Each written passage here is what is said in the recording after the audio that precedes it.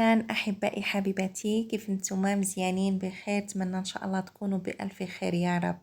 اليوم جبتكم واحد التحلية سهلة، راه كلشي كيحماق عليها الأغلبية، يعني الصغير والكبير.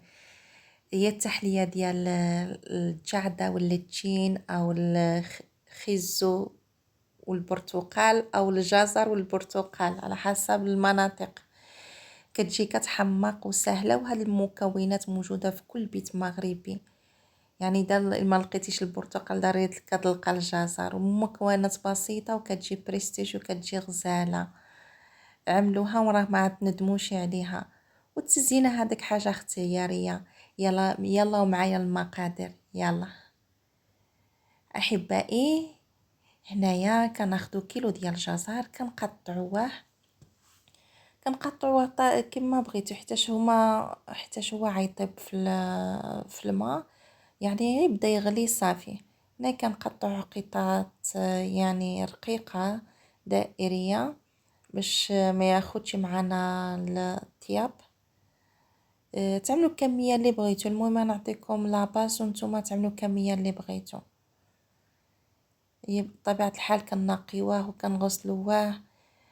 وكيكون جزر يعني حنا في الشمال كنقولوا الجعده، وفي المدن اخرى كيقولوا خزو. كتجي يعني كتقطعوا الكميه اللي بغيتو. انا كنعطيكم الكميه اللي عملنا هنايا ديال كيلو ديال الجزر مع كيلو ديال البرتقال. هنايا بعد ما كنقطعوا الجزر اللي عندنا كامل، كنعملوه في الاناء. يعني حنا دابا باقي كنقطعوه اللي كنساليو التقطيع ديالو. كنبغي نقول لكم حيت الطريقه ساهله، هاد التحليه مزيونه بزاف.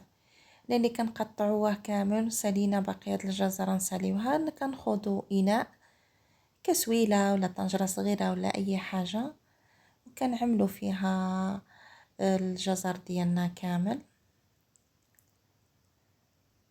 كنعملوا عليه يطرد الماء، او ما كاينش المقياس، يعني كيتغطى علينا، كتغطى الجعده ديالنا كتغطى. يعني يقدر تهزكم يطرو، تقدر تهزكم اقل، المهم تتغطى شويه. وكنعملوها فوق البوطه وكنخليوها غير تغلي واحد 10 دقائق صافي. ومن بعد كنزولوها. اللي عنده الميكسور كيطحنا فيها، اللي ما عندوش كيطحنا في مولينكس، نفس النتيجه.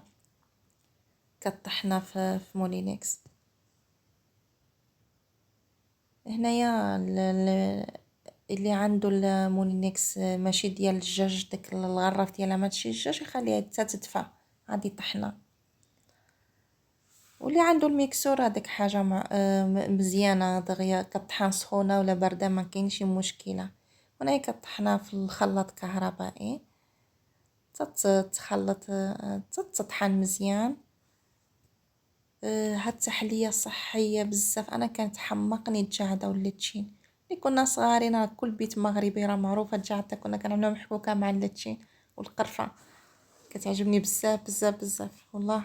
وصحيه ديال النظر والجسم كامل، يعني اي حاجه خلق ربي الا فيها المنفعه لنا. ما كاينش شي حاجه اللي خلق ربي وما فيهاش المنفعه لنا. والجزر محبوب عند كل شيء. هنايا كنجيو كنعصرو كيلو ديال الليتشي. اللي عنده العصاره ديال الطا واللي عنده تبع كل واحد فيه كيرتاح. تا ديال القديمه ديالنا، فكل واحد فيه كيرتاح. المهم هي تعطينا النتيجه ديال العصير ديالنا. كيلو ديال الليتشي يكون فيه الماء من احسن، يكون فيه الماء باش تستافدوا منه. وهنا اللي كان نعصروا الليتشين ديالنا، كنصفيوه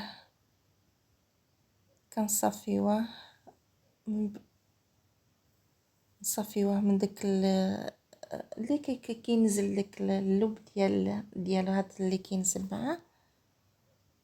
ومن بعد هنايا صافي كنصفيوه. اذا نزلت شي حاجه كنعملوه في الكسويله من بعد كنضيفو على الخليط ديال الجعده ديالنا او الجزر ديالنا،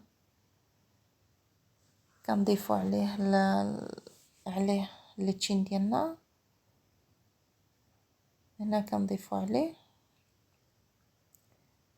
وحنا هادشي هو دابا وكنعملوه فوق النار، العافيه مهيله، ما مجهده ما منقصه بزاف، متوسطه، وكنحركو هنايا باش كيتمزج الخليط ديال الجعده مع الليتشين، يعني خيزو مع البرتقال. يعني هاد التحليات ساهلين بزاف ومفيدين بزاف، يعني الانسان يبقى يعملو من وليداتهم بزاف، خصوصا اللي ما كياكلش هكذا الجعده، ياكل هكذا الجزر او حاجه يدخلها لهم في هادشي. فهاد الاثناء هادي كنجيبو نص كاس ديال عنبه ديال مايزينا او النشا، وكنعملو فيه وكنخلطو بشويه د الماء، ماشي بزاف، غير باش ما يتكورناش مع الخليط ديالنا سخون، باش ما يتكورناش.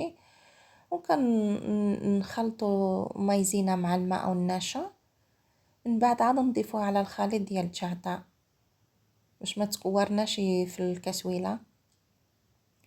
هيدا كنخلطو حتى كيبقى شي مكور عندنا، حيت عملنا مايزينا ديريكت في الحاجه سخونه كتعرفوا كتكور. دائما كنعملوها بالماء بارد، ولا حسب الحاجه اللي كنعملوها. صافي مع دابت معنا دابا هنايا وتخلطت مزيانه مايزينا. هنايا كنضيف ناخدوها نعملوها على الخليط. هنايا التحليه السكر حسب الذوق، هنايا غير نص كاس ديال، كاين اللي ما كتعجبوش حلوه عمل غير نص كاس العنبه، واللي كتعجبو يعني على حسب الذوق، يعني من نص كاس العنبه ديال السكر حتى نكاس. وهنايا قشره ديال الليمون، يعني الحامض السيترون، يعني حيتاش المدن كتختلف، كاين اللي كيقول الحامض والبرتقال. هنايا قشره الحامض، والسكر على حسب الذوق. حنا هنايا عملنا غير نص كاس ديال السكر. وانتوما يعني في اثناء اللي نتوما كتحركوا فيها وهذيك ذوقوها جاتكم. كاين بعض مرات اللتشين كيكون حلو والجعده كتكون حلوه او الجزر، وبعض مرات كيكونوا حامضين، يعني السكر على حسب الذوق اللي بغيتو نتوما، ما فيها شي مشكله. وهنايا كنضيفوا القشره ديال الليمون يعني سيترون، راه كيعطي واحد البنات، كتعرف سيترون مع البرتقال مع الجزر، يا سلام، يعني النكهات كتجي مزيانه بالصيف. وفي هذا الاثناء هذا نضيفو هنايا نضيفو عليها المايزينا، كنضيفوها تدريجيا، وحنا كنحركو. تقدر ما تحركوش بالمعلقه، تحركو بالمضرب اليدوي باش ما يتكورش معاكم. كتحركها مزيان هنايا باش ما تهودش القاع حتى كتبدا تغلي، وحنا كنحركو فيها هكذا. هنا كنحركو هنايا حتى بشويه كتبدا تقل معنا، كيعطي القوام ديالها. كيبان لكم صافي بدات يعني بدات كتغلي، كتشوفوا القوام ديالها هكذا، تغلي شويه شويه تتبدا يعني تقصح معنا شويه، ماشي ترجع بحال الكريمه هكذا. هنايا كنزيدو لها واحد فانيلا في الاخر. صافي كنحركوها، من بعد كنطفيو عليها.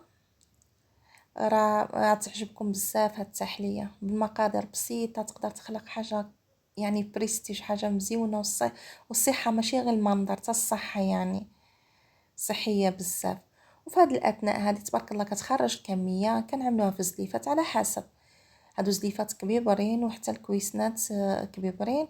عملنا عليها الجوز الهند، عملنا شويه ديال الكاوكاو او اللوز او الكاجو اللي عندكم موفر، او غير الجوز الهندي جوز الهند بوحديتو، اي حاجه، او تخليوها هكذاك.